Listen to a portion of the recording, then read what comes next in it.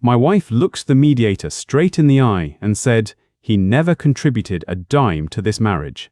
I was the breadwinner. He was a freeloader." I said nothing. I just watched her. The mediator, a grey-haired woman named Margaret, turned to me. She had that look. The one that said she'd heard this before.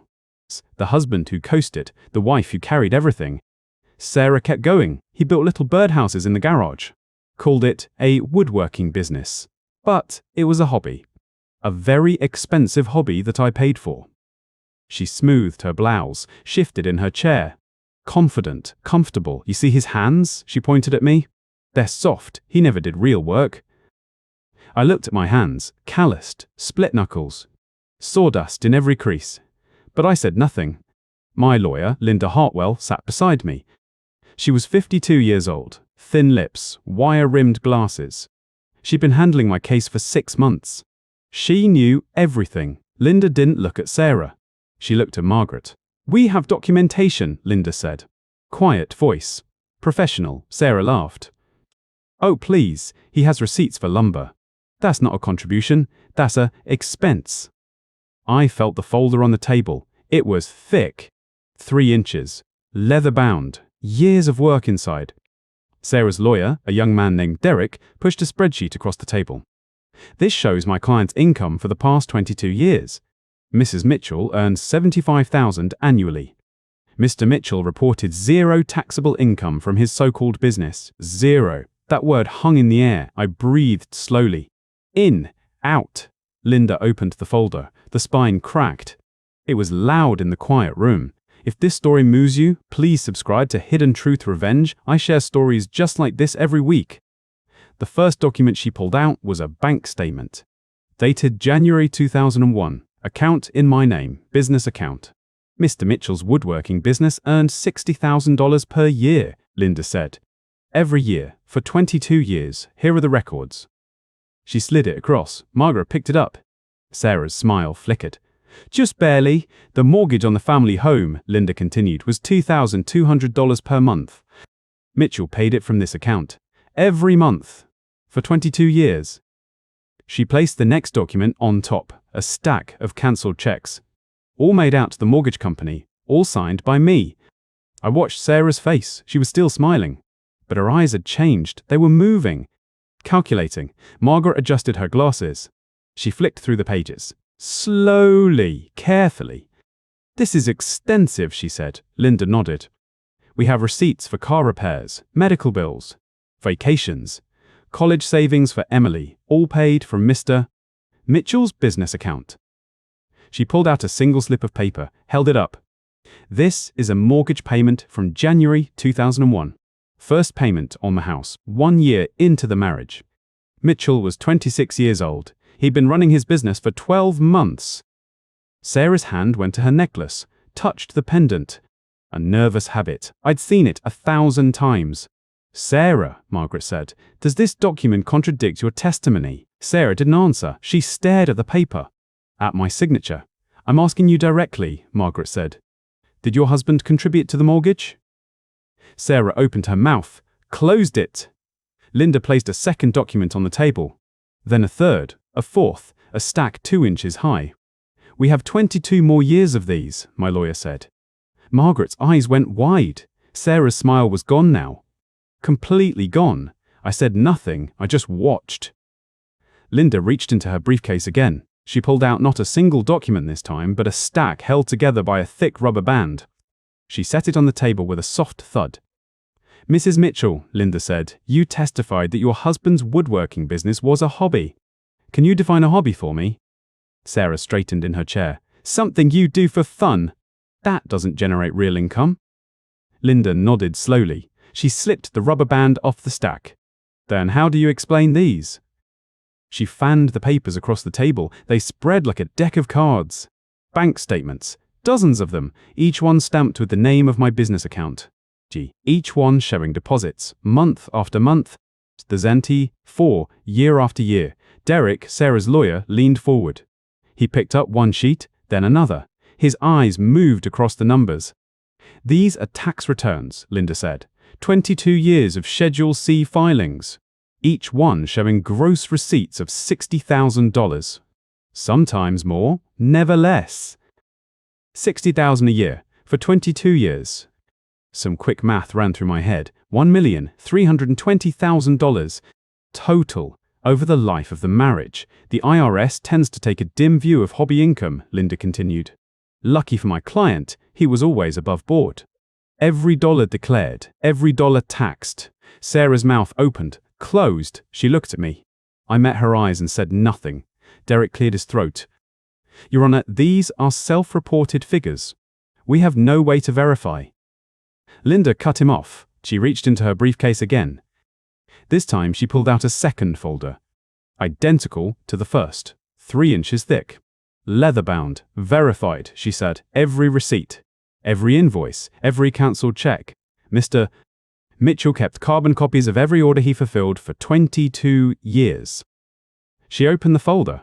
Inside, neatly arranged in plastic sleeves, were pages of receipts. Decades of them. The ink had faded on some. The paper had yellowed on others. But every signature was legible.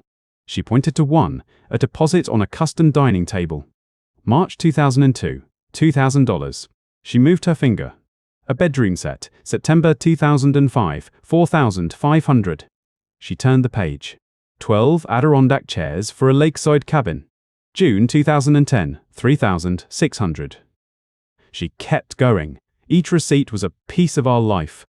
The year Emily was born, the year we put an addition on the house. The year Sarah got her real estate license. Every year had dozens of entries, some small, some large, all adding up. Margaret, the mediator, picked up one of the tax returns. She studied it. Then she looked at the spreadsheet Sarah's lawyer had presented at the start of the session. The one that showed Sarah's income as the only household income. Mr. Derek, she said, your numbers don't account for these deposits. Derek's face reddened. We compiled our data based on Mrs. Mitchell's recollection. She was unaware of certain. She was unaware, Linda repeated. She was unaware of 12 years of mortgage payments. She was unaware of 2 decades of car repairs. She was unaware that her daughter's college fund was seeded entirely from her husband's workshop. Linda pulled out a series of cancelled checks, each one made out to the same mortgage company. Each one signed in my hand. The dates stretched from January 2001 to December 2022. The mortgage payment was $2,200 a month, Linda said. Every month, for 22 years, paid from Mr. Firstausenbatter, Mitchell's business account. Not once did Mrs. Bess's Mitchell contribute. She placed a second set of checks beside the first. Car repairs, transmission, brakes, oil changes, all paid from the same account. A third set. Medical bills. Sarah's emergency room visit in 2007. Emily's braces in 2004. A fourth set. Vacations. A week in Cape Cod. A trip to the Grand Canyon. All paid for by James Mitchell. Sarah's hands were shaking now. She pressed them flat against the table to still them. I had no idea, she whispered. No one responded. Margaret picked up a calculator. She started punching numbers.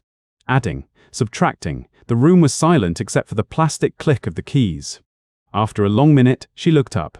Based on these documents, she said, Mr. Mitchell's contributions to the household exceed Mrs.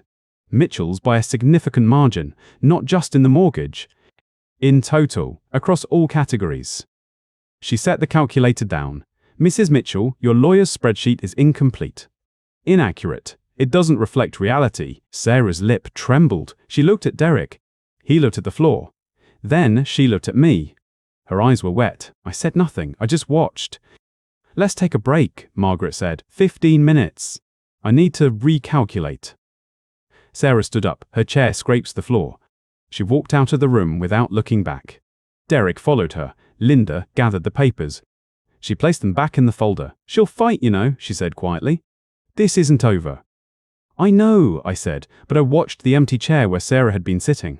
Her stack of papers was still there, her perfect spreadsheet, her version of our life, and I realized something. This was only the beginning. I sat in my workshop that night. The garage smelled like cedar and sawdust. My hands were still in the same position they'd been in all day. Curled, still, waiting. The mediation had ended 2 hours ago. Sarah had driven off without a word. I watched her taillights disappear down the street. I didn't go inside the house. I sat on my workbench stool and stared at the wall. And I thought about January 15th. That was the day I found the receipt. It was tucked inside Sarah's coat pocket. She'd asked me to grab her coat from the car, and I did. Something fell out. A folded slip of paper from a hotel in Edison. The Riverside Inn. One night. Card number I didn't recognize. I stood in the driveway holding it. The wind was cold. My fingers were numb. I put it back in her pocket. I didn't say anything. 3 days later, I called Linda. She gave me a name, Detective Ray Kowalski. Retired, Newark PD. He worked out of a small office above a laundromat. I met him there on a Tuesday morning. He was a big man with a grey beard and tired eyes. Tell me what you know, he said. Not much, I said. Just a receipt. He nodded. That's usually enough. I gave him the date, the hotel name, Sarah's schedule. She went to the gym every Monday, Wednesday and Friday at 6:00 a.m. Her trainer was a man named Mark Collins, 32 years old, built like someone who posed for photos. Detective Ray didn't blink. I'll start with the easy stuff. I paid him $500 cash. He wrote me a receipt. I still have it. 10 days later, I got a call. I've got something, he said. Come to my office. I drove there at 7:58 in the morning, 2 minutes early. He had photos spread across his desk, black and white. Grainy, clear enough. Sarah and a man I recognized from the gym website. Mark! They were outside a coffee shop. She was holding his hand. He was laughing. 3 meetings so far, Detective Ray said. All at that coffee shop. They're not training. I looked at the photos, my wife's face, her smile. The same smile she gave me at our wedding. She also made a withdrawal last week, he said. $30,000 from your joint account, transferred to a new account in her name only. I set the photos down. Can you prove it? He slid a piece of paper across the desk. A bank statement, her name, a new account number. The transaction was dated February 3rd. She opened it 3 weeks ago, he said, just before she filed. I folded the paper, put it in my coat pocket. There's more, he said, your garage windows. She ever go in there? No, I said. She called it my sawdust dungeon. Good, put a camera in there, point at your workbench. Document everything. I did it the next day. February 15th, I bought a small camera from a hardware store in Trenton. Wireless, motion activated, mounted it on a shelf behind a stack of lumber. It took me 20 minutes. I tested it. The camera pointed directly at my workbench. At my hands, at the wood I shaped, the sandpaper I used, the varnish I brushed on. For the next 3 weeks, I recorded every minute I worked. 8 hours a day, sometimes 9. When Sarah was at work, I was in the garage. The camera caught it all. I also went through every file I had, every bank statement, every receipt, every cancelled check. I sorted them by year, 22 years of paper, 22 years of proof. I put them in a leather-bound folder Linda had given me. 3 inches thick. Mortgage payments, $2,200 every month. Car repairs, Sarah's minivan, my pickup truck. Medical bills, Emily's braces, Sarah's emergency room visit in 2007. Vacations, Cape Cod, the Grand Canyon, all paid from my business account. I found receipts for things I'd forgotten. A custom dining table in March 2002, $2,000. A bedroom set in September 2005, $4,500. 12 Adirondack chairs in June 2010, $3,600. All built by me, all paid by me. I copied every document. Made 2 sets, one for Linda, one for me. By March the 1st, I had everything. 22 years of my life. Organized, labeled, verifiable. Sarah was still coming home at night. Still kissing my cheek, still telling me about her clients. About her commissions. She had no idea.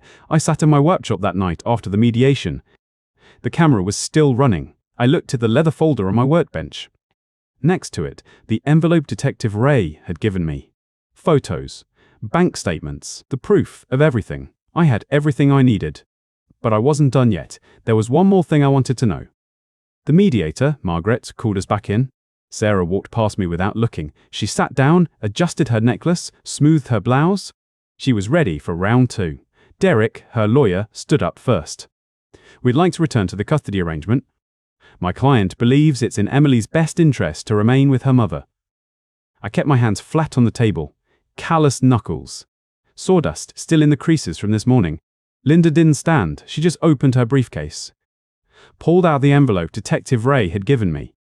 Before we discuss custody, Linda said, I'd like to introduce some evidence. Sarah looked up. Derek frowned. We weren't notified of any additional evidence. You're being notified now, Linda said. She slid out the photos, fanned them across the table like a winning hand.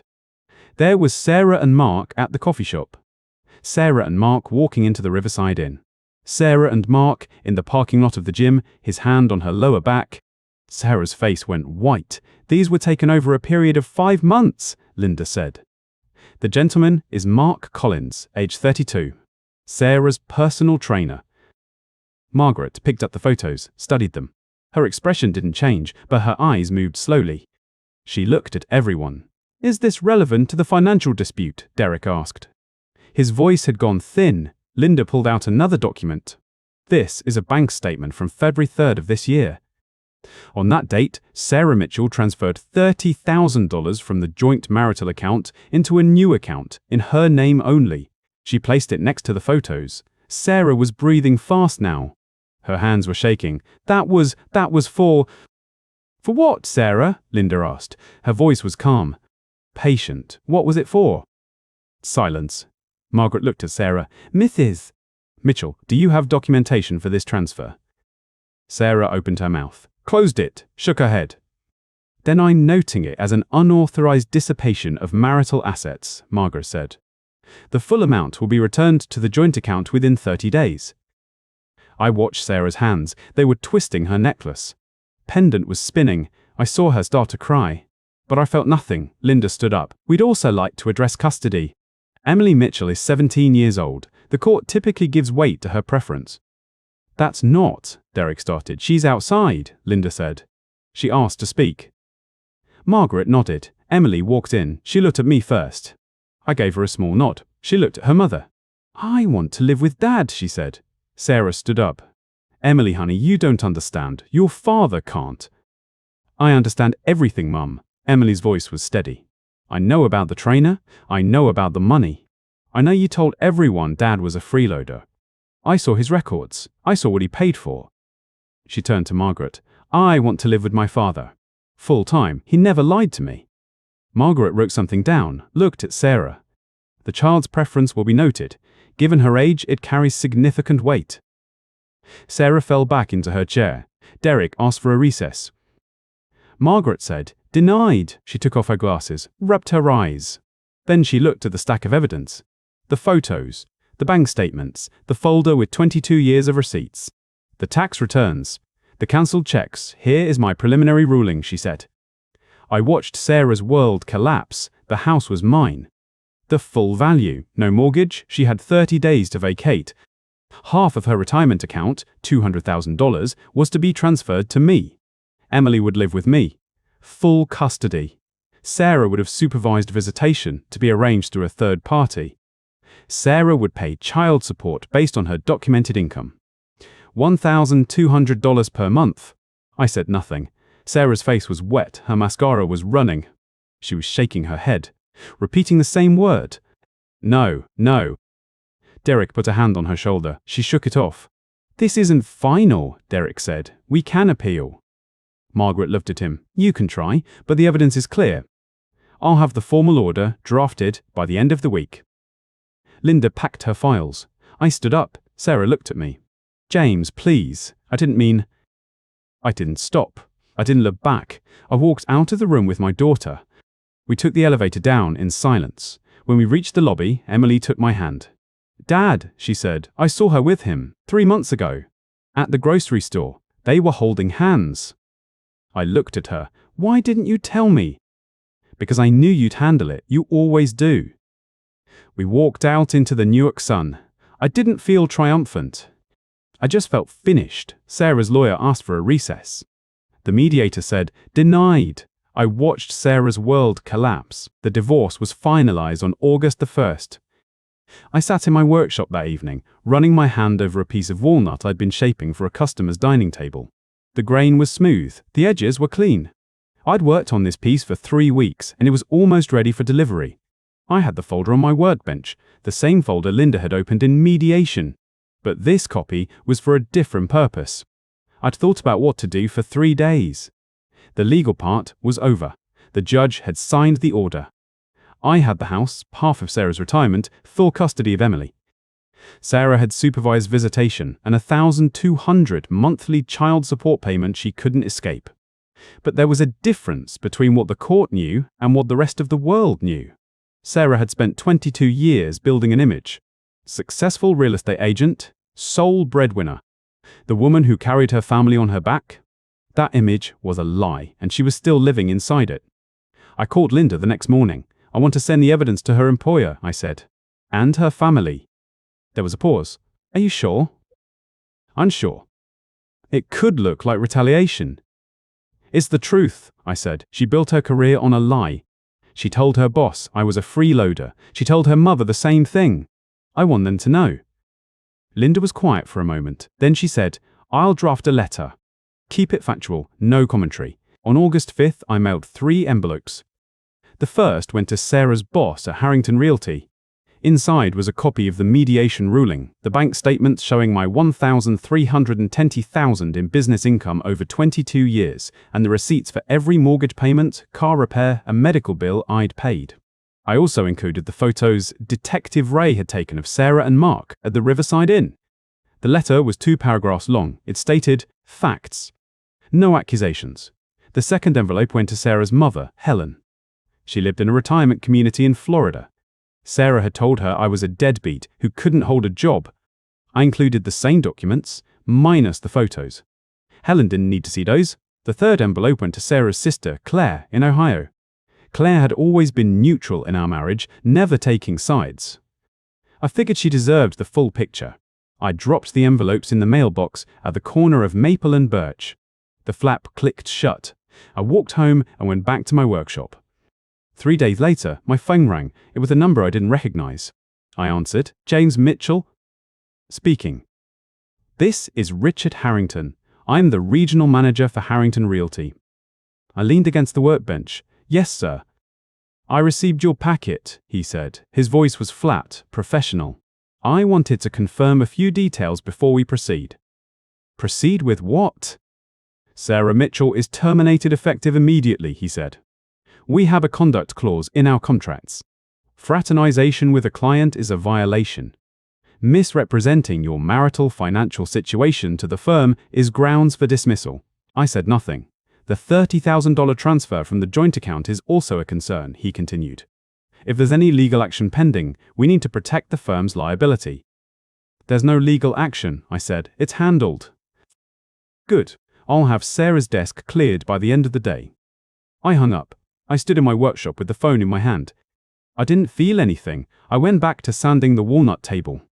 The next afternoon, my phone rang again. Helen, you ruined her, she said. Her voice was shaking. Do you realize what you've done? She lost her job. She'd living in some apartment with no furniture. Her daughter won't speak to her. No, Helen, I said. She ruined herself. How dare you? She gave you 22 years. She gave me 22 years of dismissal, I said.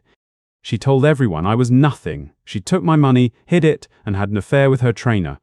The evidence is all there. Read the documents. You had no right. I had every right, I said. She lied about me to everyone she knew. I just showed them the truth. I paused. I'm not going to apologize for that. Goodbye, Helen.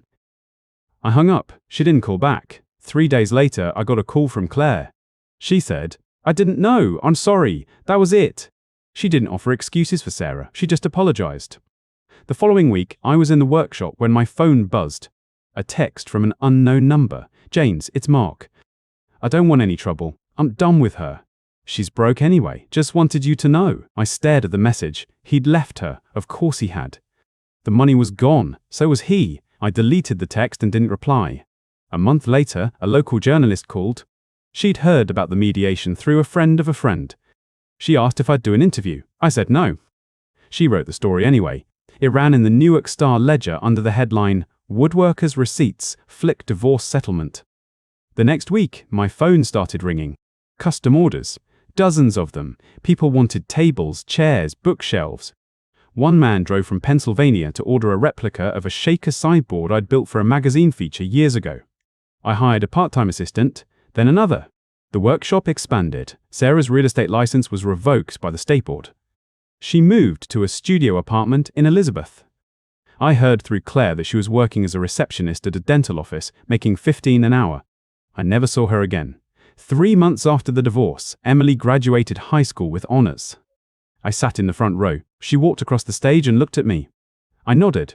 She smiled. Her mother wasn't there. Security had turned her away at the gate. After the ceremony, Emily hugged me in the parking lot.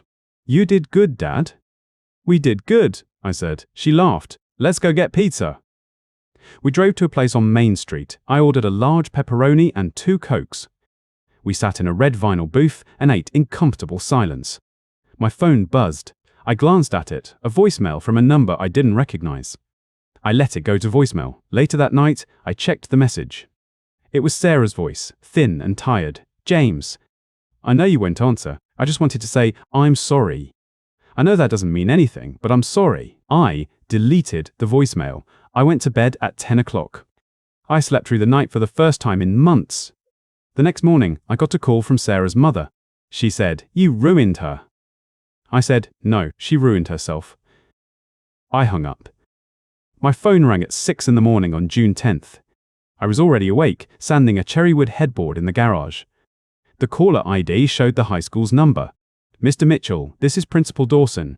We have a situation with your ex-wife." I set down the sandpaper. "What kind of situation?" "She's at the front entrance. She insists on attending the graduation ceremony. There's a restraining order on file from the custody agreement. We need you to confirm whether we should enforce it." I walked into the kitchen. Emily sat at the table in her cap and gown, eating a bagel. She looked up at me. "Is it Mom?" she asked. I nodded. "She's at the school." Emily took a bite of her bagel. She chewed slowly. Then she said, "Tell them to keep her out." I put the phone back to my ear. "Enforce the order. I'll be there in 20 minutes. Emily stood up. She adjusted her cap. The tassel was gold. Honor roll. Top 10% of her class. She had done it all on her own. No tutors. No fancy prep classes. Just late nights at the kitchen table while I worked in the garage. "Dad," she said, "I don't want to see her. Not today. Not ever." I didn't argue. I just grabbed my keys. We drove to the school in silence. The parking lot was full of parents with cameras and flower bouquets. I parked in the staff lot. Emily got out. She straightened her gown. "You okay?" I asked. "I'm fine," she said. "Let's go." We walked through the side entrance. A security guard stopped us. I showed my ID. He nodded and let us through. I saw Sarah before Emily did. She was standing at the front gate arguing with a security guard in a blue blazer. She wore a white dress and heels. Her hair was done. She looked like she had spent hours getting ready. The guard shook his head. Sarah raised her voice. "I'm her mother," she said. "You can't keep me out." The guard didn't budge. Emily grabbed my hand. Her grip was tight. "Don't let her ruin this," she whispered. I squeezed back. "She won't." We walked into the auditorium. The lights were dim. The stage was decorated with flowers and banners. Emily found her seat with the other graduates. I found mine in the third row, next to a woman I didn't know. She smiled at me. "Your daughter?" she asked. "Yes," I said. "Emily." "She's valedictorian, right?" I blinked. "I didn't know that." The woman laughed. "She didn't tell you?" "My son said she's been keeping it a secret. Wanted to surprise you." I turned back toward the stage. Emily sat in the front row, hands folded. She looked calm. She looked nothing like her mother. The ceremony began. The principal gave a speech. The band played. They called the valedictorian to the podium. Emily stood. She walked across the stage. She gripped the edges of the lectern. "I want to thank my dad," she said. "He never missed a single parent-teacher conference. He built me a desk for my bedroom. He taught me that you don't need to shout to be heard. You just need to be right." She paused. Her voice wavered. "I love you, Dad." The auditorium clapped. I didn't. I couldn't. My hands were shaking. She went back to her seat. The ceremony continued. They called her name again for honors. Gold rope. Silver medallion. She walked across the stage and accepted her diploma. She held it up with both hands. Afterward, the lobby was crowded with families. Emily found me near the water fountain. She hugged me. I held her for a long time. A woman approached us. She was tall, with grey hair and kind eyes. She carried a small bouquet. "I'm Diane," she said. "I sit next to you in pottery class on Tuesdays." I nodded. I remembered her. She had steady hands. She laughed at my bad jokes. "I brought these for Emily," she said, handing her the flowers. Emily smiled. "Thank you." We walked out into the sunlight. Sarah was gone. The security guard stood alone at the gate. "Dad," Emily said, "there's something else." She reached into her gown and pulled out an envelope. It was sealed. Her name was written on the front in handwriting I recognized. She handed it to the guard before she left. He gave it to me. I looked at the envelope. Purple ink, a heart dotting the letter I. "What does it say?" I asked. "I don't know." I didn't open it. Emily held it out to me. I took it. "Burn it," she said. So I did. I walked to the grill in the parking lot. I lit the corner with a disposable lighter from my pocket. The paper curled and blackened. The purple ink smeared and vanished. The ash fell into the grate. Emily watched. She didn't cry. "Let's go to lunch," she said. My treat. 6 months later, I married Diane. We had a small ceremony in the backyard. Emily stood next to me. The oak tree I planted when she was born was full and tall. Diane wore a white dress. She brought her own flowers from the garden. We didn't send invitations to anyone in Sarah's family. Emily moved out 2 years later for college. She visited every holiday. She called every Sunday. I never asked about her mother. She never brought it up. I still work in the garage. Diane brings me coffee in the morning. She never calls it a hobby. The workshop is quiet now. Emily is away at college. I spend most evenings here, sanding and shaping wood. Business picked up after the divorce. Word spread. People like a story about a man who built something from nothing. They like a happy ending. I don't think of it as a happy ending. I think of it as a closed chapter. The orders kept coming after the news got out. A restaurant in Montclair commissioned 12 tables. A church in Summit wanted new pews. A woman from Vermont paid $5,000 for a walnut dining set. She drove 6 hours to pick it up. She told me she liked the story. I told her I liked the wood. The mortgage is paid off. The house is mine. Emily's room is still the same as the day she left. Diane asks if I want to turn it into an office. I said no. Some things stay. I heard about Sarah through Claire, her sister. Claire called me 6 months after the divorce. She apologized for not believing me at first. I told her it didn't matter. She said Sarah moved to Ohio. She works at a dental office, answering phones. She makes $15 an hour. The apartment is a studio above a dry cleaner. Claire said, Sarah asked about me. I didn't respond to that part. Mark left her in August, 2 weeks after she lost her job. One of Detective Ray's contacts told me Mark moved to Florida with a woman he met at the gym. He posted pictures online. The woman was younger than Sarah. I didn't feel anything when I heard that. Not satisfaction, not pity, just the same hollow emptiness you feel when you realize someone you loved was never who you thought they were. Emily calls every Sunday at 7. She tells me about her classes, her friends, her plans.